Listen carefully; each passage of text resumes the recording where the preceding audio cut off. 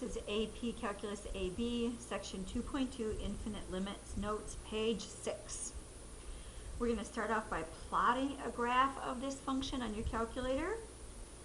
Plot on your calculator.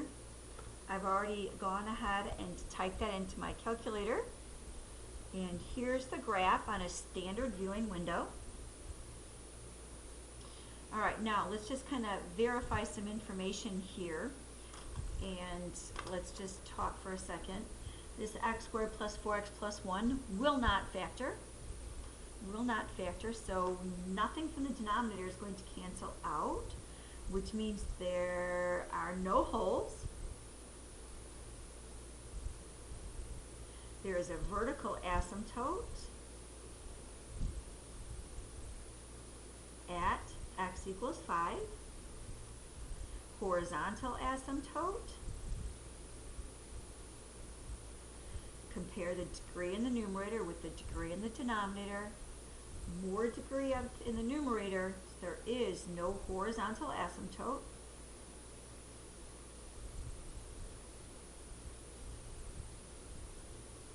But there is an oblique asymptote because the degree of the numerator is exactly 1 more than the degree of the denominator. Now, to find that oblique asymptote, we can do long division.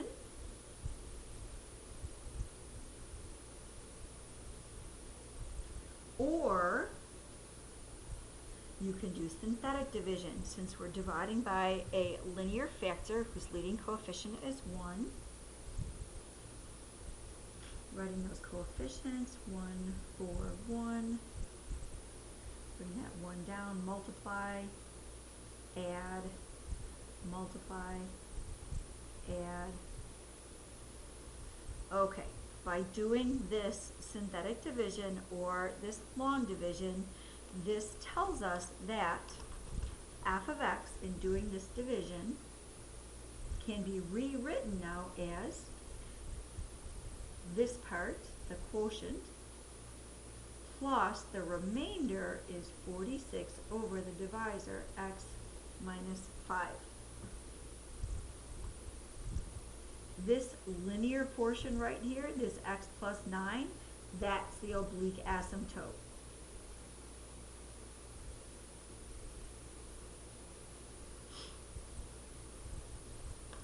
Okay, a few more things to find.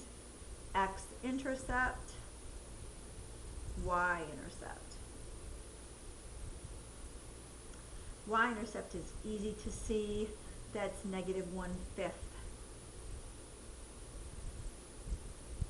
X-intercepts, this doesn't factor. Oh, you can't see what I'm pointing at. Sorry about that. This doesn't factor, so we're kind of stuck here, but you can kind of go to the graph and read them. Oops. I see one just between 0 and -1, and there's another one between -3 and -4. All right, to sketch this graph, I need you to put your x-axis way down here.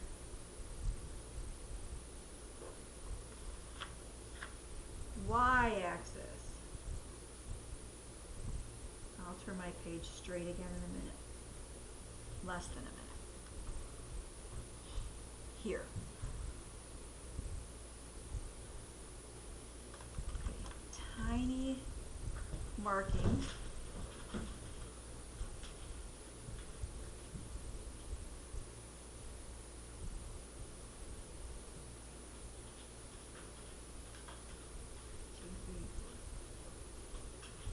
You need to get out to 9.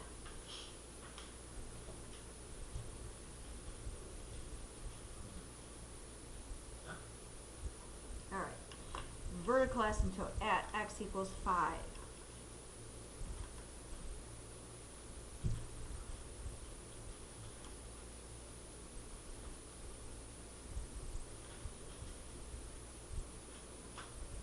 Oblique asymptote at y equals x plus 9.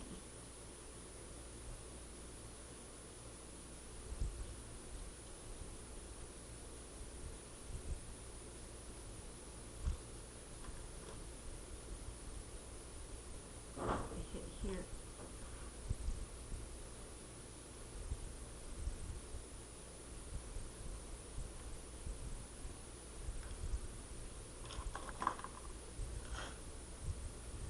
right, now the part of the graph that we can see on the calculator is we see that y-intercept -1/5. We see an x-intercept, we said here, between 0 and -1. Also one between -3 and -4.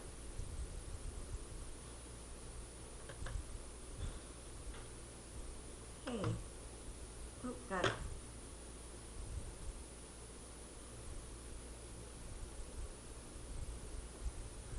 Sorry, I have to turn my page to get that curve going. Alright. Now, there is something on the other side of x equals 5. We just can't see it here. It's off of our screen. It can't be something down here because we have no more x-intercepts. Can't cross through here. It must be this piece up here. Alright, let's see if we can find that.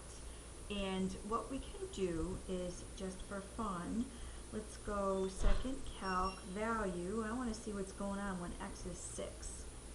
When x is 6, y is way up here at 61. So let's change this window.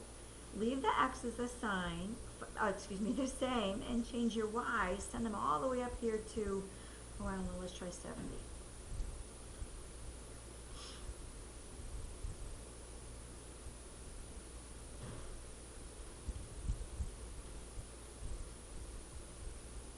There's that other piece. All right, we are going to, oops, screen, can't see it, it's reflecting too much. There we go. We are going to have to change this window just a little bit. So go back to, let's go x's -20 to 20, y's, let's go -100 to 100.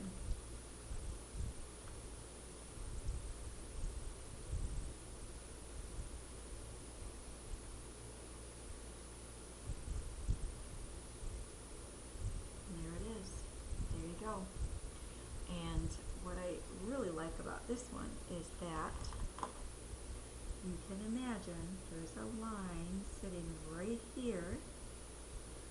I don't have a piece of spaghetti close by, but if I did, I could lie a piece of spaghetti right here, and there's that oblique asymptote at y equals x plus 9.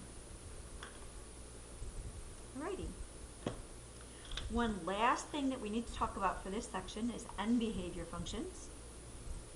End behavior function is a function that has the same behavior at positive and negative infinity as the given function, but is much simpler. Find an end behavior model for each of the following. So we're going to start right here. A right end behavior model.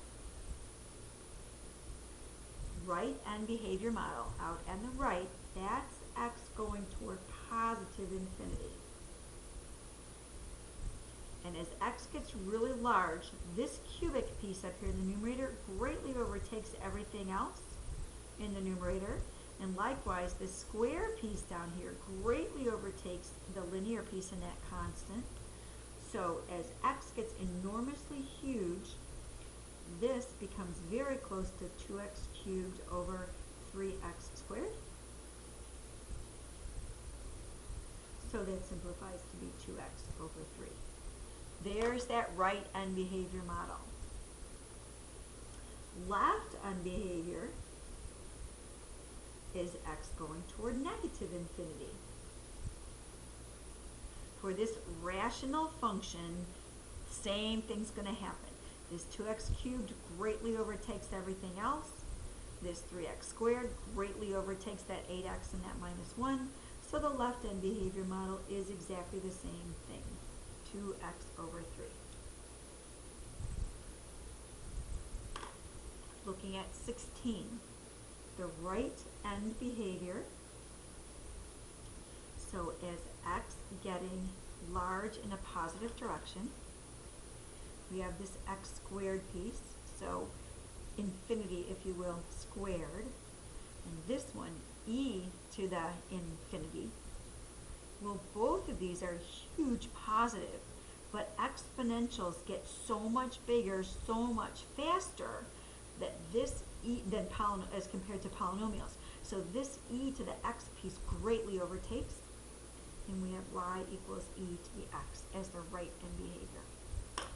left end behavior as x goes to negative infinity. Well, negative infinity squared is still a huge positive number. But this one, e to the negative large number, so this is like negative infinity squared, which is positive infinity. This other piece is e to the negative infinity, which is like 1 over e to the infinity. That's going to 0. So which piece greatly overtakes the other one is the x squared piece. I'm not finding a limit here, but I'm thinking about limits, kind of what happens to the functions as x does something. So a left-hand behavior is y equals x squared.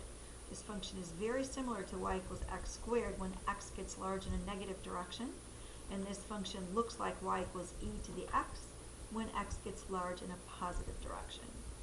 And that is the end of section 2.2 notes. Thank you for tuning in.